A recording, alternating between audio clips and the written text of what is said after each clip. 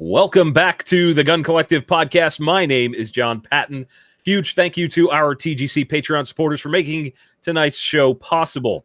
We would love to have you guys in at the $5 a month level because not only do you get early access to videos, some behind-the-scenes shenanigans, but you're also automatically entered into our Gun of the Month Club, where we give away at least one big thing a month to our awesome supporters. This month, we are donating to the cause a Marlin 336 big loop chambered in 3030 Winchester. Today, I want to take a little bit of a deep dive. We're going to go on a journey together into the Black Guns Matter movement.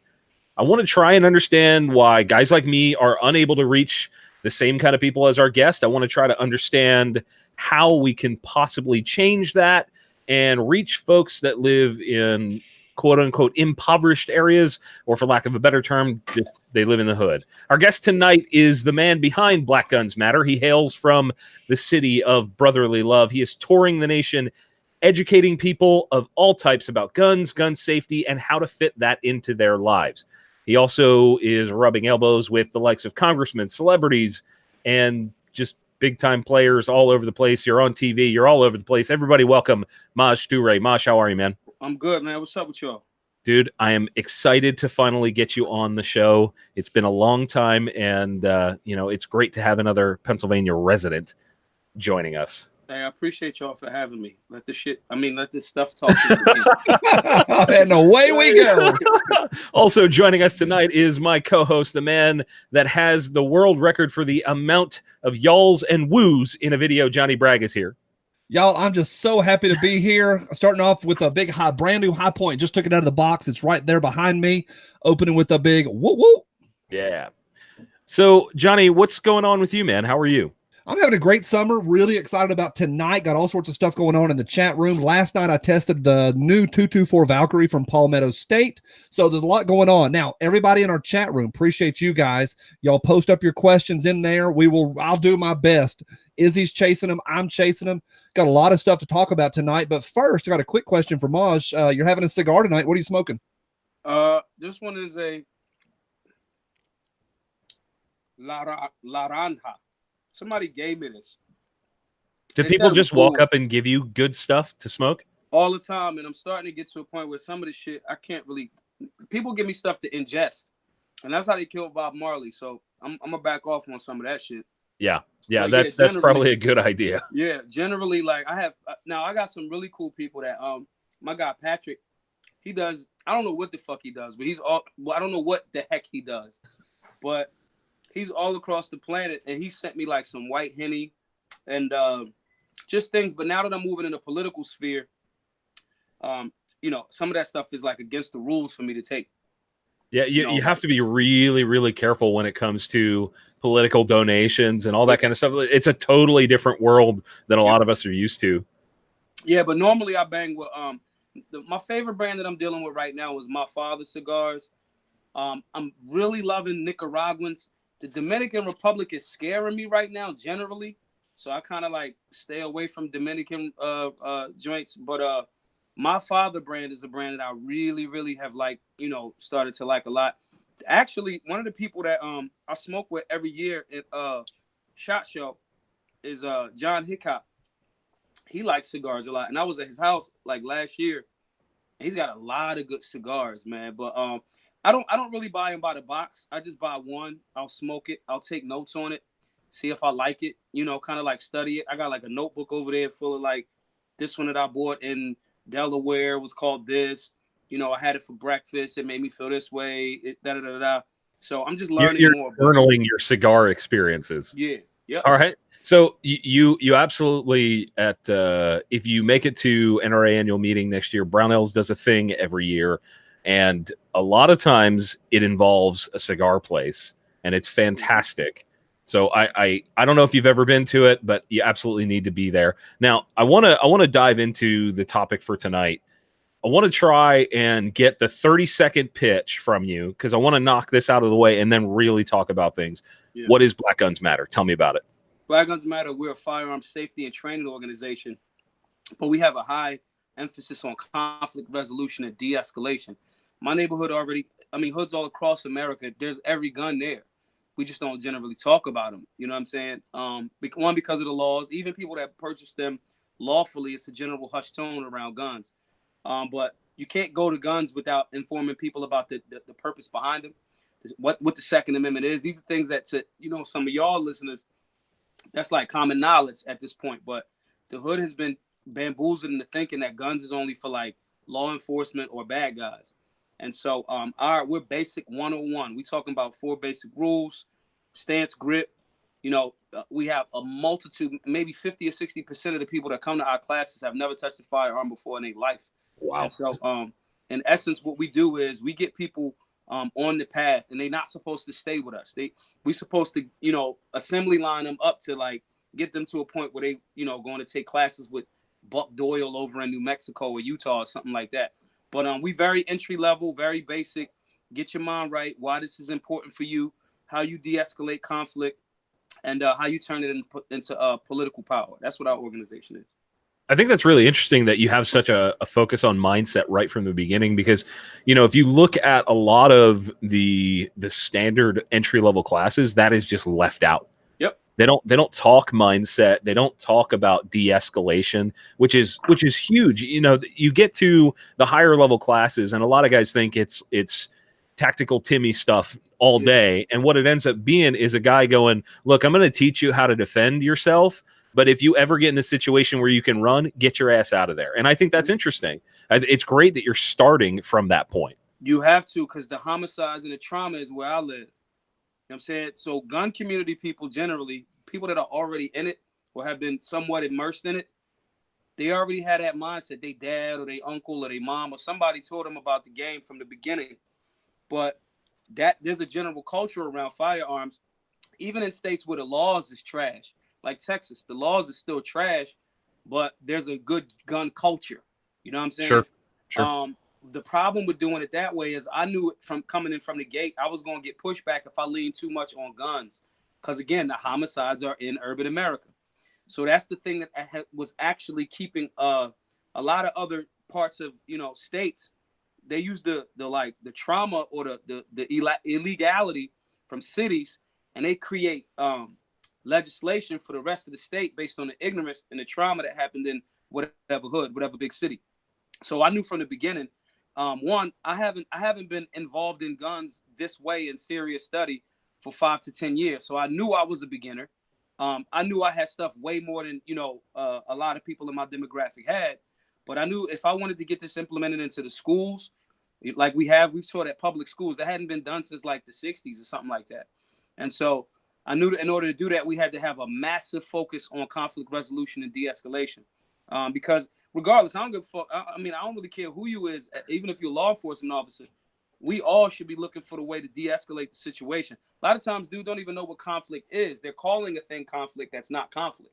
Sure. You know, so having that that balance there, we were able to maneuver around some of the bad press, you know, and I learned very early on, you know, unfortunately, there for maybe outside of the gun community, but in urban areas, there's a big stigma about Black dudes, urban people, Spanish people, whatever, with firearms because of the PR of the other side. So to me, it doesn't make sense to teach people a bunch of tactical stuff. First of all, if you haven't even put them through they don't even know what a first aid kit is really, you know. So sure, you've got to start them somewhere, right? And let's start at the bare bottom of how I get your mind right, how the Second Amendment applies to you. Then overall, I've been very transparent the whole time. The whole purpose is to create political power. So it doesn't make sense to teach people about firearms and don't give them a civic and political empowerment, because they'll still be voting in the direction of the dudes that's going to make it harder for them to have firearms. And my demographic is the demographic that does that. So it's super, super interesting, man. Johnny, you've spent a lot of time educating people in all kinds of areas. You've been all over the country yourself. Do you find that the focus on de-escalation and that sort of things, like, do you see that in your day-to-day with, you know, trying to educate people in general? Because I know you're not educating people on guns, but do you see that kind of mindset other places? No, I think the average gun guy in the circles that I run in, and they're a little bit different than some of the circles you run in or Maj runs in, but the ones that I tend to run in, they're all about, dude, I'm here to train as fast as I can. I'm all about timing myself so when the bad guy comes, I can pop him really quick, and they sit and time themselves. And I think that's unfortunate. I love Maj's message. I think it's important. I think it's valuable. I also think it's different. Maj, you've been doing what you're doing for a long time. Yeah. But really, over the last couple of years, your star has risen, and I don't mean that. I know you don't mean that braggadociously or anything, but you've had some doors open for you. Yeah. So part of it is because everybody's like, "Yo, we was waiting for this." Like, man, and like we were saying earlier, y'all may have been saying if y'all were saying the same exact thing, the hood wouldn't have received you the same way, because it's like the mob. You need a liaison. You know what I mean? The mob is like, yo, do you know him? Are you co-signing for him? You know what I'm saying? And if not, our demographic has been told, first of all, a lot of dudes with tactical gear, even if it's very basic, you show up with wraparound shades, you the cops, I'm out. You know what I'm saying? So, lead them. I famously say, I'm around high-level instructors all the time. And I'm around a bunch of people that know way more than me. You know what I mean? I consider myself still a beginner, and I think that's a way to stay humble. But passing your people off to quality instructors, so when we get their mind right, okay, this guy wants to become a competition shooter. I know that competition shooter that could train you in your city. I'm going to plug you with him after I know that you've mastered certain things, and I watched you for a while. Okay, you going for speed. He ain't really a self-defense. And I know other dudes, it's like, all right, I gotta fortify my house. Okay, this person's thinking about self-defense and the zombie apocalypse, so I'm gonna plug him with this person. So really all I want to be is a conduit to get people in a demographic where it's high pockets of humans that have been tricked into thinking that the Second Amendment ain't for them. And if they don't feel like the Second Amendment is for them, they're going to keep, like I said, they're going to keep voting for people that y'all are going to be affected by it. Them 8 million, people in the city of New York are going to make it a little bit harder for the rest of the state. Even though the rest of the state isn't as restrictive, they're going to try to use that to roll them campaigns out. And so for me, we just needed somebody that the hood trusted, that knows my hood has been taken advantage of across America. We've been lied to a lot. So they just needed to know somebody that was from the same cloth and from the same environment, that spoke culturally relevant stuff, that even if I don't want them to wait for me. Okay, I could run them through the NRA basic pistol and USCCA stuff. I had the books 5 years ago. I could run them through that. But then they are waiting for me to come back to their town. Better to group all of the people. I'll come to their town, group all of those instructors and lawyers up with them, let them learn from them, and then it becomes its own cell. That's how America lost Vietnam. The Vietnamese were outgunned, but you couldn't find them. They didn't have a headquarters. You know what I'm saying? And so what you're saying, individual cells the same way. Go ahead. So what you're saying is you're trying to, at least this is the way I'm interpreting it. You're trying to create a foundation and not necessarily create tacticians or anything like that. You're trying to create a foundation for people to educate themselves and put them with the right people. That's interesting. In the beginning, they ain't gonna know where to go to educate themselves. Right. So let's back up. Let's back up then. So if these people don't know where to educate themselves or how to you people, sorry, I'm messing with you. Very funny. Now, I think what's interesting is that you've managed to reach these people, and this is one of the biggest questions that I have, and I want to try and understand is why is it? I mean, besides the fact that somebody needs to kind of co-sign, but why is it that we cannot have some middle-aged white dude from suburbia actually have a legit conversation with people that are in a different demographic? Why is it that people have put the walls up and said, no, you're the cops? Why did it get to that point? How did we get there? Because the left got better PR than the right. Isn't that the damn truth? Preach. The left has to keep reinventing itself, like Madonna. You know what I'm saying? Because Madonna can't actually sing. So she got to keep reinventing herself, and you like her visual. The left is like that. They don't really have facts. And if the facts of the matter start coming out, if I start telling people in the hood, everybody that you think is dope from historically that they tell you about in public schools, take Black History Month, right? They're gonna hit you with Dr. King, right? Well, he was a Republican. So that off top is they go, oh, wait, what? How did we learn about Dr. King every year, but they never mention that part? Yeah, bro, they lying to you. So the left knows how to constantly reinvent itself and trigger your emotions. We didn't have somebody, if you've been presented as the other, right? Because you can see a lot of these falsehoods at the range.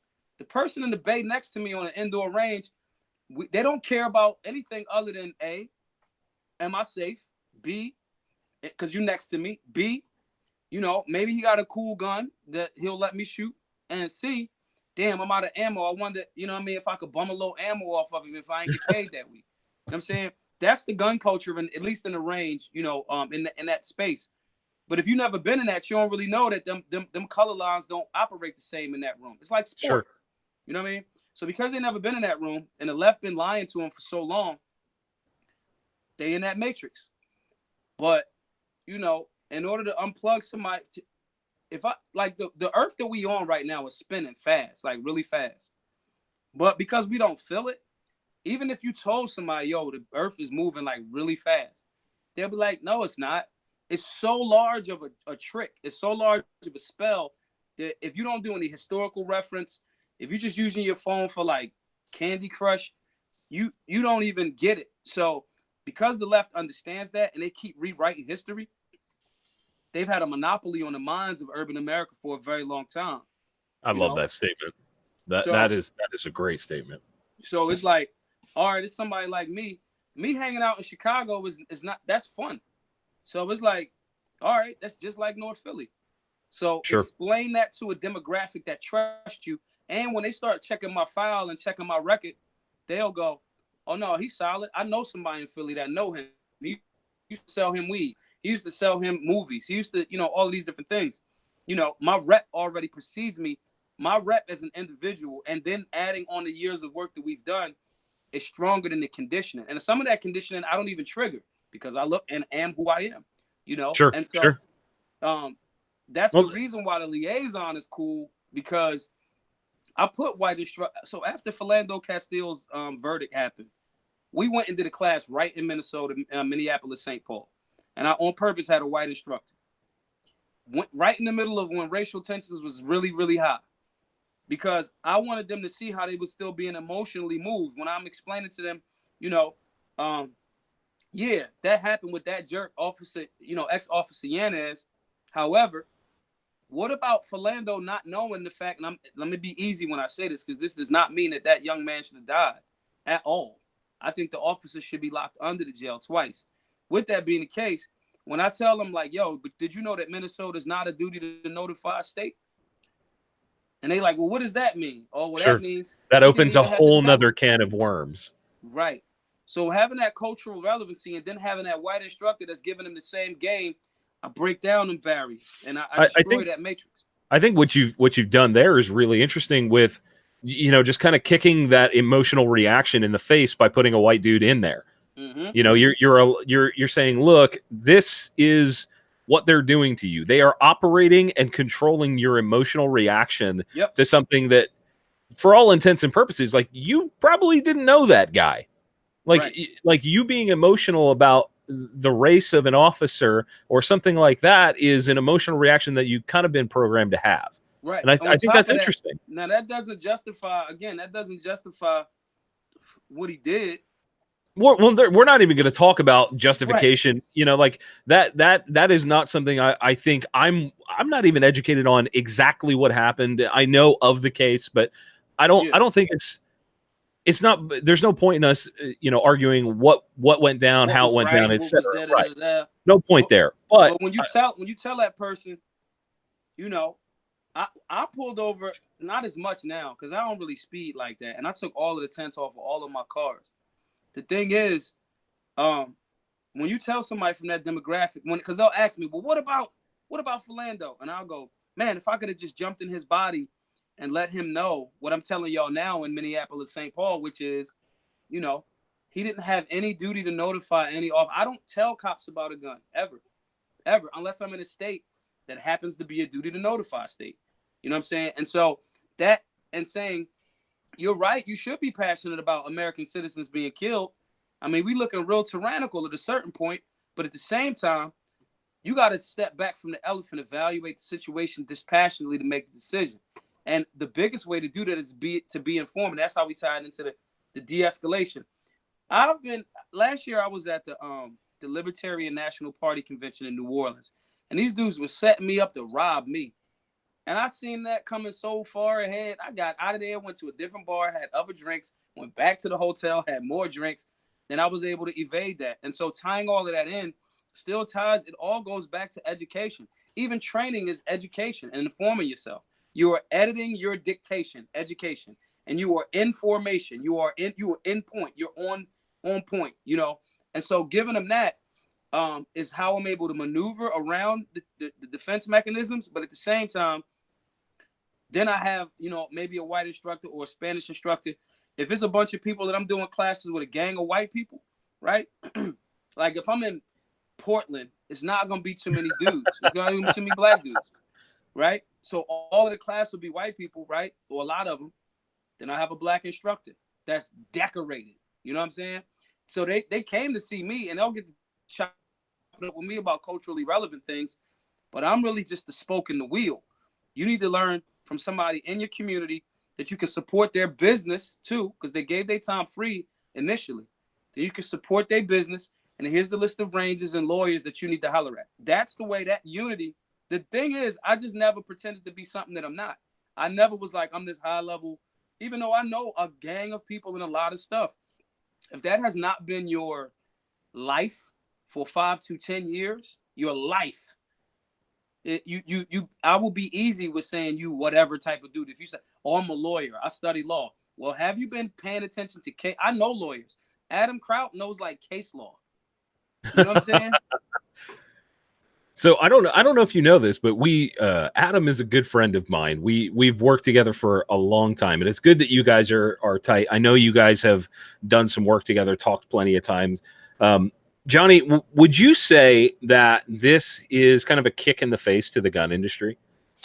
I think Maj's message is a kick in the face, not to the gun industry alone. I think it's a kick in the face to preconceived ideas. It's a kick in the face. Because by the way, I want to say this very clearly. I don't think because the media has the big giant microphone and they set the agenda and they make us in the real world, we're not always that invested in the way and the structure that they want to produce. Mm-hmm. I don't think we are as divided as the media needs us to be for them to be able to make money. Well, if we were, they wouldn't keep trying, right? Right. So I think his message is beyond just one area. I think it's a kick in the face all over the place. We were talking right before the we went live that there's things that I can't say as a white dude. Like there's just like I can lay down some Biggie Smalls lyrics, but I don't do that out loud, but I can do it.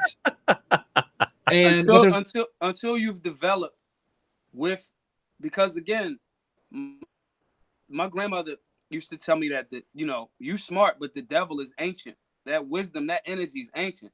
So as smart as you are, it's wise. Even in evil is wise.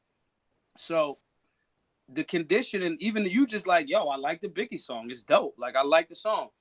The negative perception that has been painted about the white dude. Oh, he must be trying to make fun. You know how many people that buy the BGM shirts and white dudes that hit me be like, yo, I want to support. I want to buy a shirt, but I think I'm gonna get beat up wearing this shirt, or you know what I'm saying? And it's like, first I'm like, bro, you got a gun. Chill out. Like you fine. You know like you trained for this, remember? Right. This is the thing.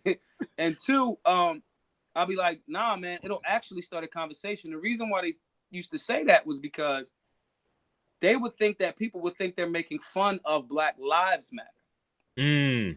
Well, the worst thing you can be called in America, and you know this, the worst thing that, let's talk about me. The worst thing that I could ever be labeled as is a racist in America. Once you get that label, bam, you are done. Yep. And so pasty-faced Irish, Scots, Irish, German, white guys, we're walking around at all times going, I don't want to be labeled as racist. And sometimes in my lectures when I'm doing classes, I'll throw in lyrics or something from Snoop or something, and there'll be like one person in the back that gets it. But I'm very light on that. Now, to your point, I think there's things that you can't say, or you are expected not to say, and you can surprise people just as easily. Just for you to stop and go, hey, can we talk about this shooting, and just talk about it? I start getting a little bit tense. And I think my point is, I think it's very, very healthy. We got a super chat that just came in from Crazy Ivan. Appreciate that. Maj or John, I don't know who this is for. This is Pennsylvania specific. Crazy Ivan says this. Hey guys, any thoughts on the Pennsylvania HB 1553 bill? That's the one constitutional carry? I'm looking that up right now to try and figure out what that is. I think that's constitutional carry, if I'm not mistaken. If it was introduced a few weeks ago, maybe a few months ago, in Harrisburg, I think I was there maybe a month or two ago. If that's the same one, the numbers and letters start to clog up in my mind. So the summary on some website that I was able to find says it's an act prohibiting certain firearms, accessories, or ammunition from being subject to federal law. So it seems to be removing certain things from federal regulation, which is a states' rights versus federal rights kind of argument. And I don't know how I feel about that. I have to look at the verbiage in the law to figure out whether that's good or not good, or I think whatever. I think that's good. I think that's something they just did in Missouri not long ago too. Yeah. Where, now when the rubber meet the road is if those sheriffs or those constables in Missouri, when ATF agents, because they normally call you first and be like, yo, we about to come through and grab something. Now, when the rubber meet the road is if they stand up on that. When the federal agents come through like, yo, we about to come through your place. If they go, nah, no, you not. And they start arresting federal agents for violating they state rules. That's when we'll see if we really going in the direction of freedom. I don't know that it'll ever get to that point, though. I don't think. I think a lot of this stuff is political posturing. You know, it's a lot of people just trying to get reelected or have their name in a headline somewhere. Really, I think that's really what it's all about. Now, Maj, I want to try and continue down this path of why is there this disconnect? I want to try and understand, because I have the fortune of being connected between the gun industry and the average shooter. Like I feel like we're positioned pretty well in the middle of that.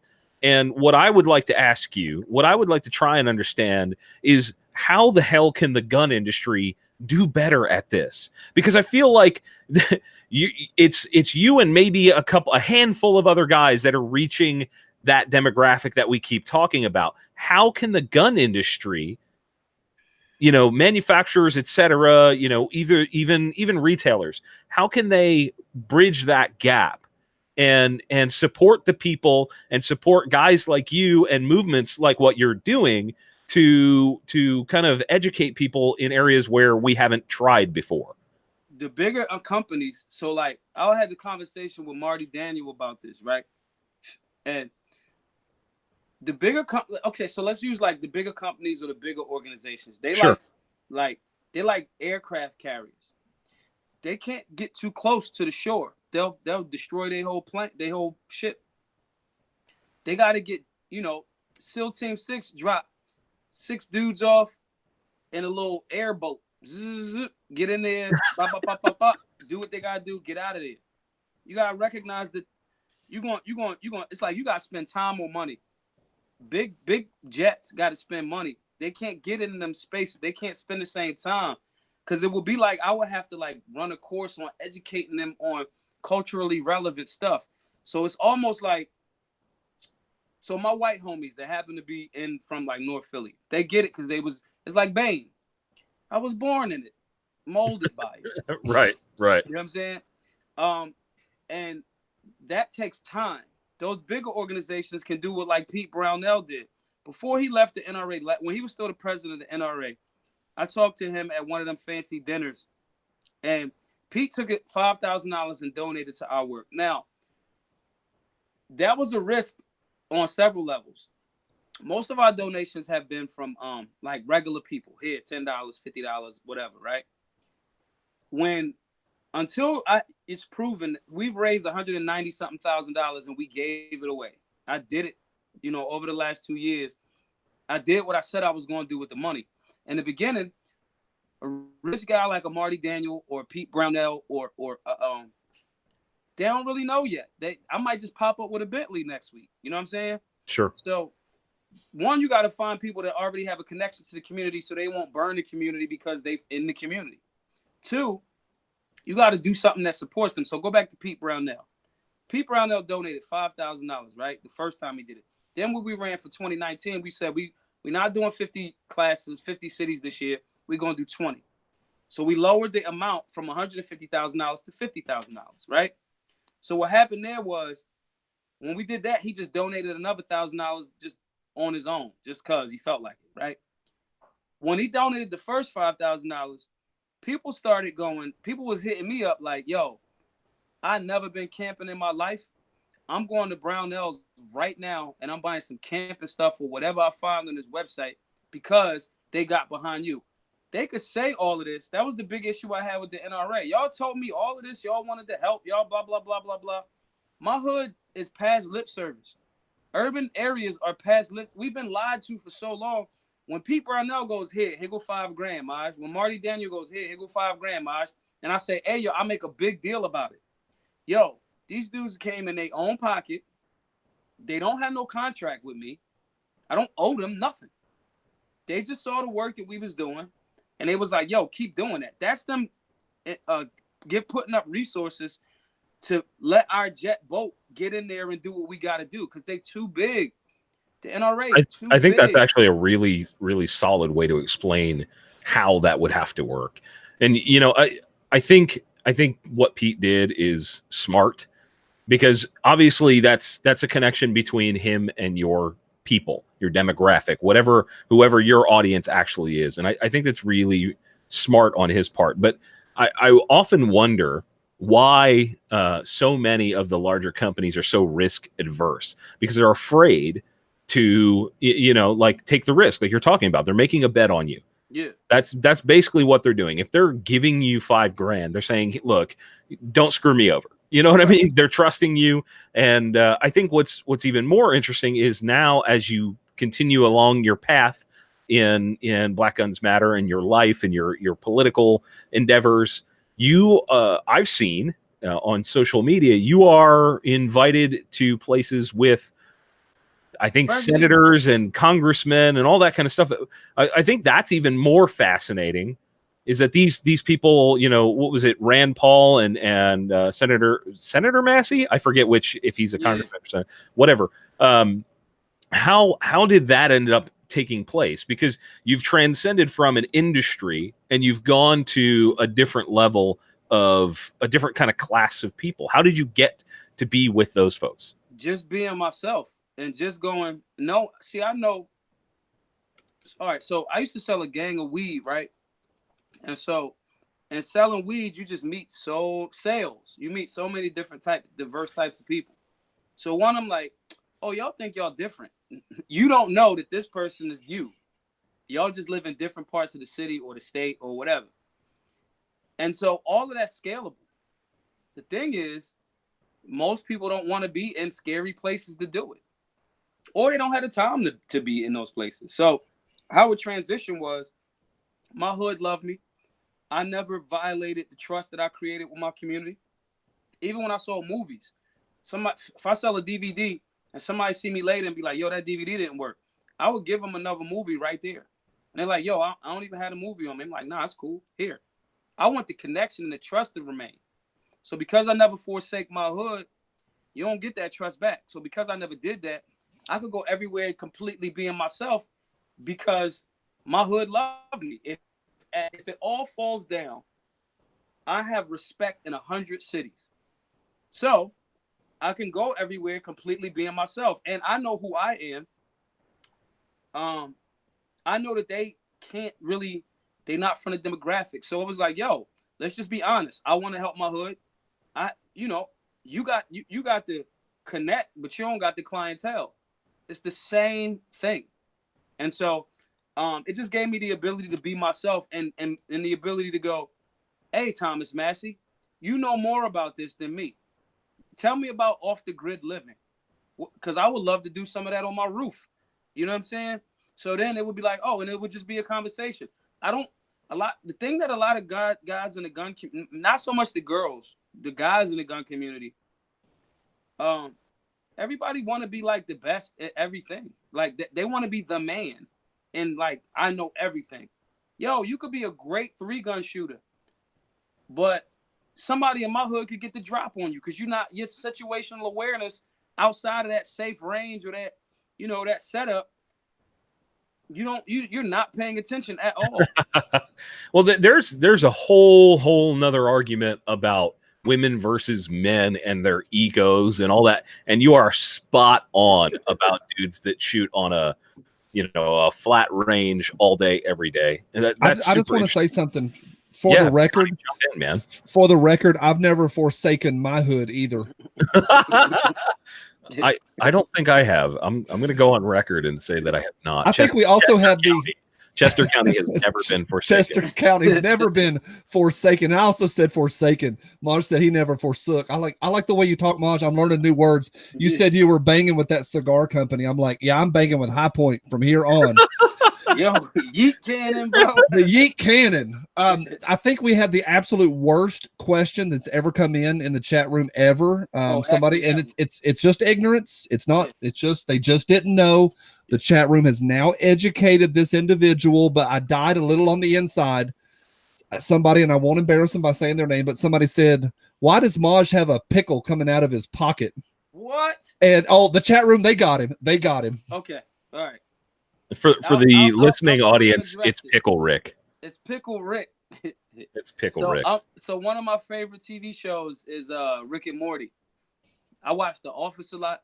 I watch Office all the time. Like I've seen every episode of The Office like 20 times each. I watch The Office a lot, and I run Rick and Morty on Runback. And so this is when Rick turned himself into a pickle to avoid an outing. And so yeah, this is Pickle Rick. Cartoons for adults are the greatest thing that's ever happened to television. Hey, Maj, there's a lot of stuff, like we said earlier, doors are opening for you. When did you know this was going to work? Was there a moment where you said, all right, this thing is going to fly. We are moving out of the neighborhood and we're going national? It was the first class. Really? Black The first Lives Matter was supposed to be one event. It was supposed to be one event. We had it in Philly at the Philly Firearms Academy. It was around the corner from the gun range. I used to live. So fun fact about me, I trained 4 days a week. Well, at that time I did, because I could walk up the street to the range, and the guy in the range wouldn't let me. He wouldn't let me pay for ammo. So I was like, that's dope. You know what I'm saying? And so we had the event there, and too many people came. People came from Brooklyn, from Jersey, across the bridge, like in Camden. And so it was like standing room only. And they kept asking, a lot of people from different municipalities asked the same question, which was, yo, I want to get my license in Brooklyn. I'm like, well, your rules, one, you live in a slave state, so there's going to be extra hurdles that you got to jump over. But when I knew that people were coming there for the information and they got good food and it was camaraderie and it was no silliness and people learned a lot and people was linking up with lawyers, I was like, we got something here. How it started was, it was the 2015 going into the 2016 presidential elections. And, around that time, everybody, voters registration drive. And me and my partner was like, we need a license to carry drive. And so we was like, yo, actually. And then we did that event. And when we saw that many people came, that was the first indicator. And then we was like, yo, let's just make a mini tour. And we had a 13-city tour. And our GoFundMe goal was $25,000. And we ran through that tour and we raised the $25,000 in a relatively not too long. But we didn't wait till we got the money to start. We got you guys. I remember when that came about. You guys were just out and running right away, saying, "Hey, help us get to the next city," kind of thing. Yep. And then, and people were talking about it too. Now, Maj, you've met a lot of celebrities with these doors open. Anybody stand out? Who has genuinely surprised you in your interactions with these folks that have some notoriety? John Hickok. John Hickok is one of my. I consider him a buddy now. That's a proper gun industry term, by the way. Everybody's a buddy, right? Brother and buddy. He also, Maj also said y'all a minute ago. I was like, yep, that's my people. Y'all. So John Hickok. I didn't know he was. So the way that, so I've been to the compound before, right? The way that it's shot, it's like their range is kind of like it slopes down a bit. So for years, I didn't know that they was that tall. Right? And then we started kicking it. He was just super down to earth, man. So how I even got to meet his father, another fun story. So one night, me and my friends were supposed to go rob these dudes years ago. I say this all the time. I'm past the statute of limitations. We were supposed to go rob these dudes, and it was a Thursday. And I wound up chilling, and I started going in the house while they was, you go get ready, you go suit up or whatever. We're going to go rob them. And so I was in the house and I was chilling, but I was like, yo, I'm a chill. And my homie was like, yo, I need that money right now, though. And I'm like, let's just wait till Friday. Friday night, they was hustling. So Friday, we just go rob them on Friday. Wait till the end of the night, get all of their money. And he was like, no, I need that now. So it was 3 dudes. One of my good friends got murdered that night at that robbery, and the other 2 got locked up. And so I told John and his dad that when I was on the compound. And so, but meeting John, so whenever we get a chance to chop it up, we usually talk, we smoke, we drink. Like, we got trashed the last time I was at his house in down south, but we just talk about a whole bunch of different stuff. And I didn't associate him with such outside the box thinking. You know what I mean? So that's definitely one of the people in the industry and I would not, those videos that in essence saved my life, they wouldn't have existed if not for John. I think one thing I want to highlight is that I am more than just some white dude, and you're more than just some black guy. And we are not just these things. I know we got to explore that a little bit tonight, but you and I have more in common than we have not in common. Yep. I mean, you and I are both in love with guns. We're both in media. We both like cool hats, and we both talk really dope. Yep. But don't ever say that again. Ever. I shall not forsake my neighborhood. That's good. That's good. I'm banging with Kel-Tec. Oh my God. He's banging with Kel-Tec. I'm banging with Kel-Tec. Wait, you can't say the G on the end. Banging. No, that's what makes it better. It makes it so much better, yo. But I think there's a lot more in common, even though it's fun to talk about these things, and maybe some of those differences are really important and critical. But we do have a ton in common, and I think that's a beautiful thing. And I'm not trying to be sappy, but just what a rad thing about the gun industry is you got some guy like John Hickok who grew up in the county outside of Nashville, who's 37 feet tall and just on the outside very, very different than you. Yep. And he is, here comes a great term, he's your boy. Right. And it's what it is. And it's like, see, and then when you start doing study, when you start to see that race is a concept that was created by design, it was there to design people to keep them separate. It's like we say, like, we go, oh, he's white. Well, is he? Is he German? Is he Irish? What is he? When we say, oh, they're Asian. Well, like, technically Indians are Asian. So what? Russians are Asian. Right. So it's like that part. Again, selling weed translated a lot of that for me. Selling weed is like, oh, damn, you smoke too. And I've sold weed since I was 14.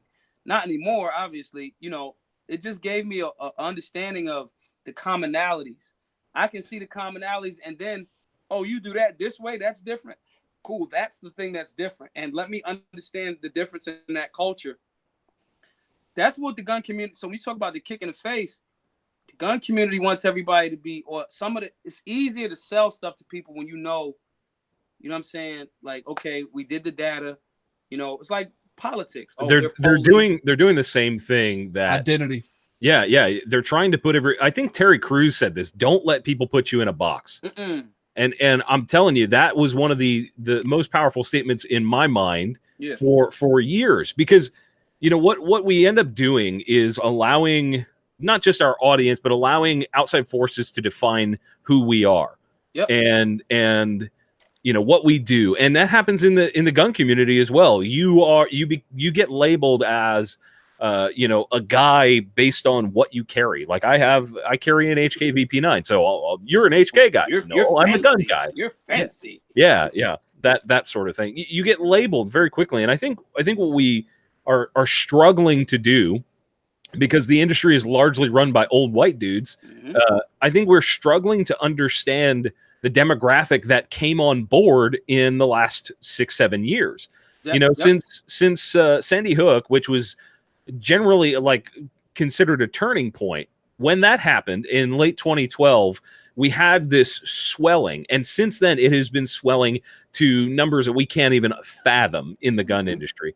And what that did was that brought in a whole different demographic of people, a whole bunch of people that didn't grow up with guns, don't give a damn about the ins and outs of why this gun is better than the other. What we've done is gotten a whole bunch of new people that are not enthusiasts to begin with. And the gun community prior to that was full of enthusiasts. If you were a gun guy, you were straight.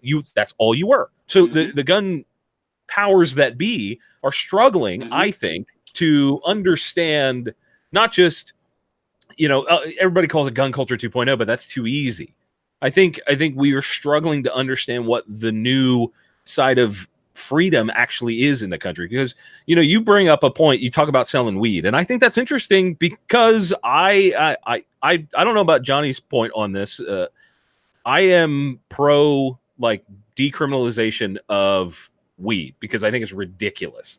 I think we spend so much goddamn money on the quote unquote fight on drugs or the war on drugs against weed, and I think it's freaking absurd. But what you start getting into is nuance of traditionalists and this new age libertarian, and even within the quote unquote libertarian movement, people are starting to swing to far ends of the fence. Johnny, you and I have had conversations about extremists all the time. I mean, wouldn't you say that the left has become nothing but extremists? Is that fair to say? No, I don't think that's fair at all to say that the left is nothing but extremists. I think they've got the biggest microphone right now. I think the cameras are pointed at them right now, but the average leftist is in the middle. Like they're just a little bit left. Yeah. Most of America's in the middle. I was thinking politicians, and you're thinking everybody else. That's smart. No, you're right. You're right. Media is the most MEDIA, the most effective devil in America. The media creates. Feeling that. I got t-shirts. It's too late. I already got the t-shirts coming. Media. It's like I went to Denny's where I heard there was a Klan meeting, and I'm like, I'm gonna just see what's up. Like, you know what I'm saying? It was somebody on that cussed me out a few days ago on Twitter, and I looked on his page, and who he said was better question is, why the F did I follow you? And I tweeted and commented and said, I saw that he was in West Philly, and I was in Philly, and I had some, an hour to kill, and I said, we should meet in West Philly and discuss it. And he was like, I was like, well, shoot, DM me a number. He's like, I'm not gonna do that, but I'm in West Philly right now. I said, where? He said, I'm at Green Line, which is a coffee shop. He said, I'm in Green Line about to have some coffee and read. I said, okay, I'll be there shortly. I drove there. I talked to him. I love that started on Twitter. And then and we chopped it up, and we had so much more in common. And I was like, so tell me why you wanted to unfollow me. And I'm like, I don't need the follow, but I just want to know your thought process. And then after that, we talked for about a half hour. And he was like, he tweeted, Maj is like a real one. Philly needs more of him. You can't let the media define you. One of the rules that I learned from a very powerful politician, he said in media, the first thing they're going to try to do is they have to define themselves. And when they're attacking you, they have to define you. Donald Trump is very good at it. Once he calls you Pocahontas, it's hard to get from under Pocahontas label. Well, to be fair, she labeled herself as Pocahontas 25 years ago. All the way out the window with that. Yeah, it's good. Hey, we got a super chat that just came in. Really appreciate that. Maj, this one's from you. Eli, EDC, threw down a super chat. Appreciate that. What up, Eli? Yep. He says, the time that Maj came to Chicago, that same weekend, crime went really down for the first time in years. Tell Maj that Chicago misses him. Yeah. That's fascinating. So I moved to Chicago for a month, with no cameras, no nothing. I just was there hanging out. And every weekend we did these small classes before the bigger class. And the classes were, one of them was on felons with guns. One of them, and that was just a conversation. Because again, working in a different space, I got to understand that the media will try to make it seem like I'm saying every felon right now should have a gun tomorrow, and they'll make the focus gun. So I wanted to like segue into the bigger class. But anyway, we did one on felons and guns, and we did one on weed and guns. And companies that had gave us money like bailed out because they were afraid. But then right after that, so for that whole month, I was just quietly doing south side of Chicago, just doing conflict resolution work. We had these little kits, which are like conflict resolution kits, and we was just talking to dudes. Well, not me, by myself. And so for that weekend, which is usually a notorious weekend for homicides, there was no killing that weekend. You know what I mean? That was a month worth of work in conflict resolution and de-escalation. I didn't mention a gun. And it trickled out. And so we had that weekend of nobody dying, which told me no different than before we started the tour, 2015 and 2016, we did the bulk of our classes in Philly. We just did conflict resolution and what you got to do to get your license to carry. When the stats came out for 2017 in 2017 for the year of 2016, Philly had the lowest violent crime that it had had since 1979. This is not me making it up. These are the people that are like way smarter than me. That's their stats. And so what it showed us was the issue ain't necessarily just the gun. The issue is the conflict resolution, the de-escalation, and just engaging that community. You can't expect a teenager. Sex is everywhere. But if you as the parent don't talk to the teenager about sex, of course they're going to it's going to be a gang of teenage pregnancies because you didn't show them the right and the wrong way. So it's the same thing. And so in essence, the premise is if we get to these young people, right, we give their mind a good jolt and, say from responsible gun ownership. If they 17, 18, we tell them, okay, your town, when you're 21, you can have that thing on you lawfully. I chop it up with cops that in front of some of these students, and the cops know I got guns on me. And so they like, yo, and it's like, no, this is actually a thing. You shape that young person's mind to go, yo, I want to have that level of confidence to protect myself from a potential bad guy. Let me stay on the straight and narrow, so I don't mess up that opportunity and make it harder for me to lawfully, defend my life. And so in essence, that's all we doing is community engagement, but it's culturally relevant. You can't get in there and be talking that thin blue line thing all of the time to a demographic that sees the police officers. They might, if it's 10 bad officers, their interactions with those officers have been 3 of those have been, those officers. So you can't just be like, yeah, the cops are great. No, because that person's lived experience. They are. Well, what you do is you're telling somebody that their life experience is wrong, and that's never going to fly. That's never going to work. Ever. So we're going to push past our time if we're not careful. So I want to talk about your city council run. Yeah. Where did that come from? Why city council? Why? Why? That's the big questions. Why? City council is a way for me to learn the political system a lot better from the inside because it doesn't make sense. One, it doesn't make sense for me to run for mayor. I see people overshoot their target all the time in real life, on the range, whatever. You gotta know the trajectory of your round. You gotta know a bunch of things. So all these things, again, they translate. It's the same concept. So for me, it was like, okay, city council. I've gotten letters from city council saying we're aware of the work that Black Lives Matter is doing from the president of the city council, but they can by and large ignore me. I'll give you an example. I was at one of these meetings 2 days ago, right? There's an emergency because I haven't been in Philly as much. There were 32 shootings over the Father's Day weekend. And they had this, and I know the city council person that put this together. They had an emergency hearing. The police commissioner was there and the district attorney, and all of that. They got $31 million earmarked for violence prevention. $31 million. $31 million. 700,000 made it to boots on the ground organizations. 700,000. That's less than 2%, right? Made it to boots on the ground organizations. Do you know where the rest of that money went? Nobody nobody knows. And so, saying this to say, if I'm on city council, you got to deal with me. Sure. We need to have people on the inside and the outside. It doesn't make sense for me to educate all of these people in my hood, and then a politician, for whether it's a talking point or ignorance, or they just genuinely anti-freedom. They could just, with the stroke of a pen, make all of the work that we did null and void, because now overnight, all of them young people that I gave hope to, now they can't have a semi-automatic. They can't have this G19 right here. They can't have it. You know what I'm saying? And so for me, it was, you got to do both. And now as a peer group, now you have to contend with me. And I can be the person that's going, nope, from a perspective that they have to listen to. You know what? I think that's interesting, because that's very reminiscent of the same reasoning Adam tried to get into the NRA. And that's why they tried to block him, or did block him. They absolutely did. Yeah. And it's scary, man. Now, Adams, I'm so glad that he's on the outside on certain levels, for the same reason why I stepped away. When I did it, everybody was like, oh, y'all, you just mad that the NRA didn't give you no money. Well, first of all, nobody gave me any money. People donated for the work that we gave away, right? But I'm glad, and that was shouts to Adam for that, man, rumbling 3 times. And I seen how they was playing. I seen how they was. I was at not the last one, but the last 2 in Dallas and Atlanta, the annual meetings.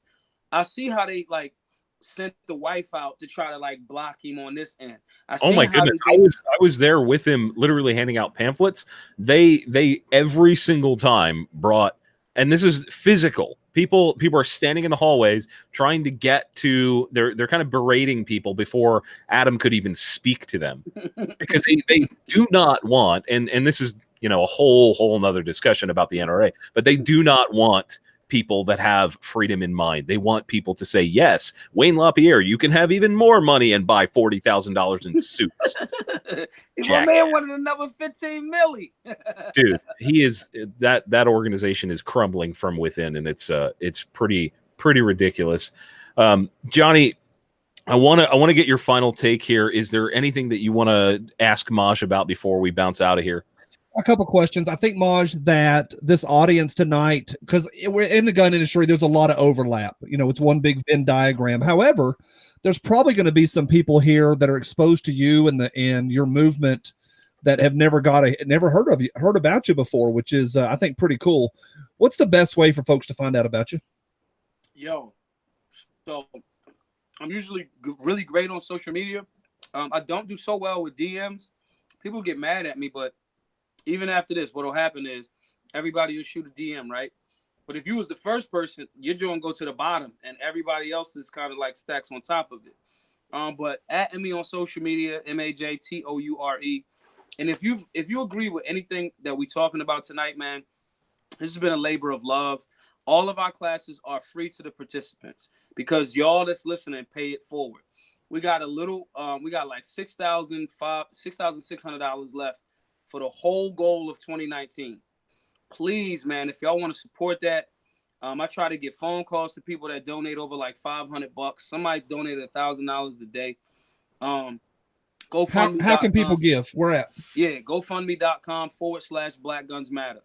And that's twofold, because one, I need to hurry up and finish that, because campaign finance laws dictate I can't mix the money, obviously. Oh, yeah. So I got to hurry up and like get that out of the way, because the election is November the 5th.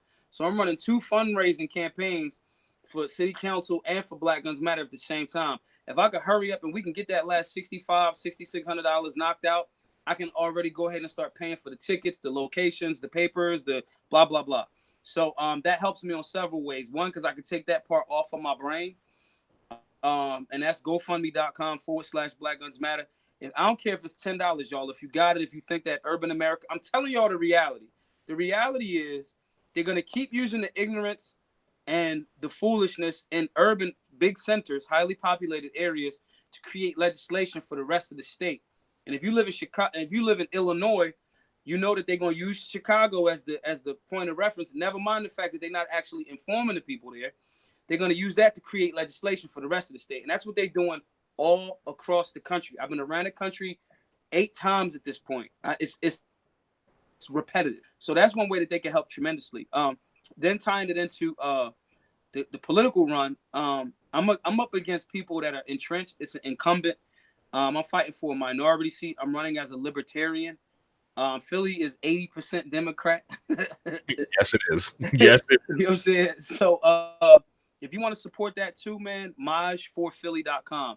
MAJFORPHILLY.com. Donate 20. The rules are the maximum individual donation is only $6,000. But we got a button on there if you smoke or because one of my platforms is decriminalization. You can donate $4.20. $4.20. If you want to donate, it's buttons for all of those. So we need help on both of those fronts, and that's a way to keep it going.